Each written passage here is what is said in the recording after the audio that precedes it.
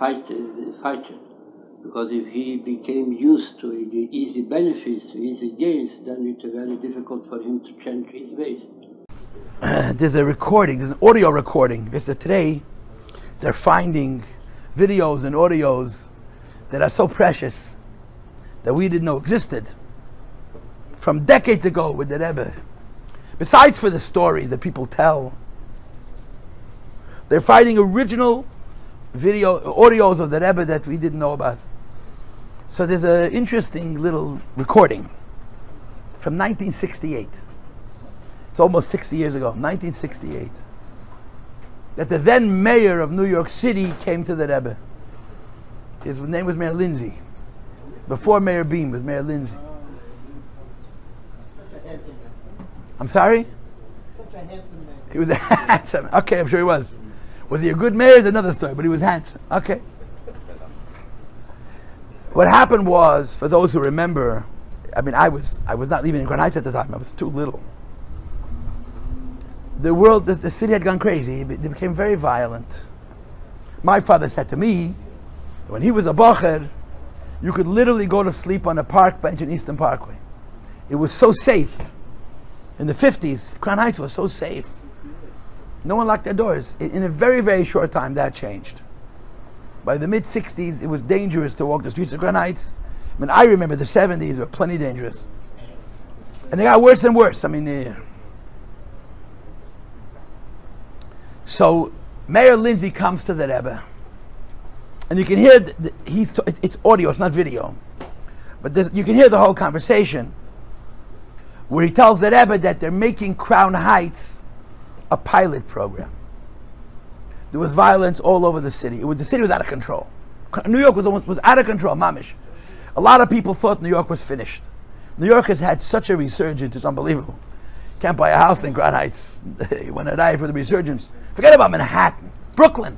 Can't buy a house. People are going to the fancy neighborhoods of Long Island because it's cheaper to buy a house over there than in Crown Heights.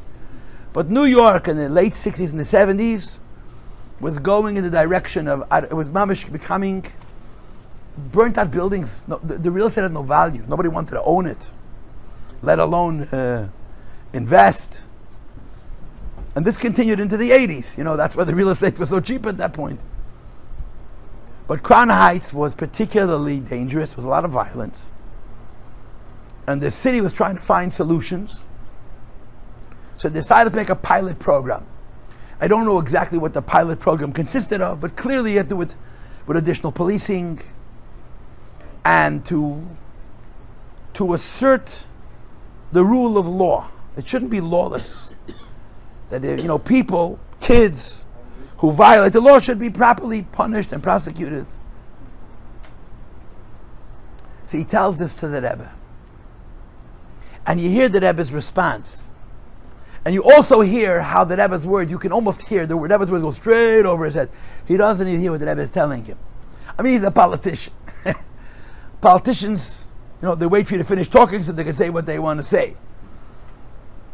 And so the Rebbe says to him, this is good for the criminals also. Mr. Rottenberg, when he visited me, it is not only beneficial for someone who must be defended, it is also beneficial for someone who must be fighted. Because if he became used to the easy benefits, to easy gains, then it's very difficult for him to change his ways. Yeah. Because if a criminal, and you have to understand, most of these criminals were teenagers, they were kids. And they were not criminals because they were bad people. They were criminals for two reasons. Number one, they had absolutely no hope, no prospects. And it was easy. It was easy. The Gemara says, the thief isn't the mouse. The thief is the hole where the mouse can hide what he steals. That was the situation. So the Rebbe says to Mayor Lindsay, it's good for them also. Because if you punish them for small crimes, you will teach them that they shouldn't commit crimes, and they will grow up to be proper citizens. And you literally hear Mayor Lindsay not listen. It's immaterial because Mayor Lindsay is a politician. It's all about how it's going to benefit him. I mean, even for the potential robber or something like that, it is better for him to be out in the beginning of his so-called career. And then he has now nothing to do with the jail or the punishment. He became a good citizen. And in course of time, he'll thank you for not letting him to do something not desirable. Maybe. I don't look for thanks Yeah. anywhere. But nevertheless, it is encouraged. Well, I hope that, and I think that we can support you in your efforts to keep the community together and to keep it stable. You've been doing a wonderful job on that and given great leadership to your people. And the Rebbe says to him, when you allow a 16 or 17 or 18-year-old boy or girl, whatever nationality, doesn't make a difference, commit crimes, you are making them a criminal. You are making them a criminal. It is a very good task and very good deed to help the underprivileged, but I believe it can be done not by pushing someone out and give him his place. Correct. And then as you never think of if something is done at a threat or blackmail, there is no end to it. It may be strange and that it is nevertheless rewarding that you can find always in the Bible some indication what to do and how to behave. That is in the book of Solomon and Proverbs. You repeat it many times that it is always easier and more beneficial to stop something not desirable in the beginning than to let it go, and after that you have a lot on your shoulders and your head and your agenda. And you repeat it also, it is not only beneficial for the robbed, but it's also beneficial for the potential robber. Why? You're teaching them that crime pays. You can get away with it. And the more they get away with it, the more severe the crime will become. So the Rebbe says to Mary Lindsay's coming to the Rebbe to tell the Rebbe, look, I'm helping you out.